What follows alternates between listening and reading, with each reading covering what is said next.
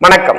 உங்கள் அபிமான அனந்தலை வாழ் ஜோதிடர் வேலாயுதத்தில் நன்றி கலந்த வணக்கத்தை தெரிவிச்சுக்கிறேன். இந்த பதிவு எதுக்காகனா, நடைபெறுகின்ற குருபெயர்ச்சி 2/6/2026 அன்று நடைபெறுகின்ற குருபெயர்ச்சி கும்பராசிக்கு எவ்வாறு இருக்க போது, வாழ்க்கை மாற்றம், வாழ்வியல் மாற்றம் எல்லாம் ஏற்படுமா, பொறுமையும் நிதானத்தையும் கடைபிடிக்க வேண்டிய காலம் என்று சொல்லுவோம்.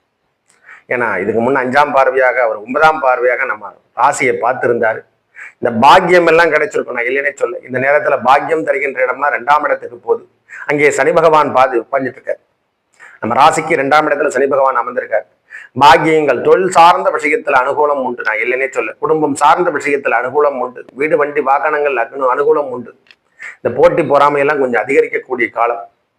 யாரிடத்திலையும் நம்மளுடைய செயல்பாடுகள், நம்மளுடைய குடும்பம் செயல்பாடுகளை பற்றி நாம விமர்சனம் பண்ணாமல் இருப்பது நன்மை தரும். தன்னை பற்றியோ அவரை பற்றியோ. இந்த ஸ்பீச் ரொம்ப முக்கியம் சுவாமி இந்த நேரத்துல. அதுல மட்டும் கொஞ்சம் கவனத்தை எடுத்துங்க. நம்ம ராசிக்கு 12ஆம் இடத்தை 7 பார்க்கிறார்.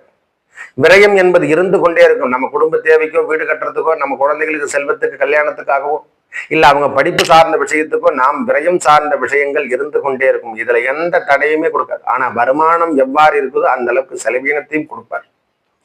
நம்ம ராசிக்கு 10ஆம் இடத்தை அவர் 5ஆம் பார்வைப்பார். வேலை இல்லாதவருக்கு வேலை வாய்ப்பு என்பது வெளியூர் வழிபாடு.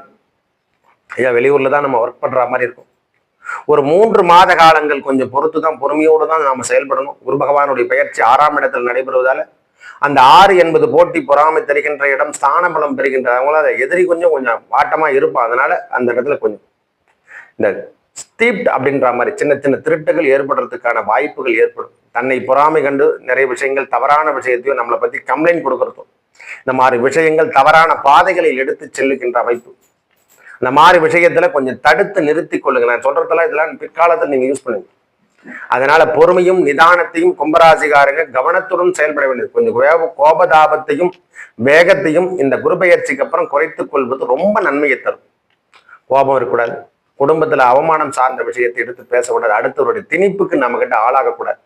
அதனால வேலையாகட்டும், வேலை சார்ந்த விஷயங்களை தனித்தனியாக மாற்றிக்கொள்ளுங்கள்.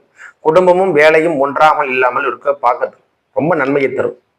இந்த குரு பகவானுடைய பயிற்சி ஓரளவுக்கு சாதகத்தை தரும். நம் வாழ்வில் முன்ன ஏற்பட்டு வந்த விளைவில் இப்ப இருக்காது. ஒரு 3 மாதங்கள் பொறுமையாக இருந்தா இதெல்லாம் சரியாயிடும். நல்லவை அனைத்தும் வந்து சேரும். நல்லதே நடக்கும். நன்றி, வணக்கம்.